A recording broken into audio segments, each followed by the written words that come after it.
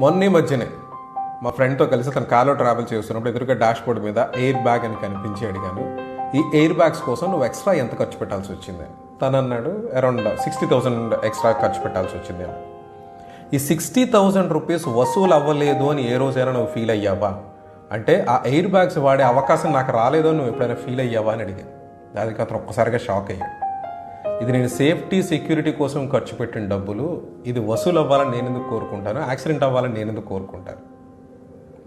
Exactly the same person ఒక నెల రోజుల ముందు హెల్త్ ఇన్సూరెన్స్ తీసుకోమంటే అతను చెప్పింది ఇది. ఇన్సూరెన్స్కి కట్టిన డబ్బులు నాకు తిరిగి రావు, నాకు ఉపయోగపడవు. సో మనలో కూడా చాలామంది ఇలాగే ఆలోచిస్తుంటారు కదా. ఇన్సూరెన్స్ అనేది ఎయిర్ బ్యాగ్ లాంటిదండి. అవసరమైనప్పుడు మనల్ని సేవ్ చేయడానికి, అంతే తప్పదు. అది ఇన్వెస్ట్మెంట్ కాదు. Insurance is not an investment, it is a safety net.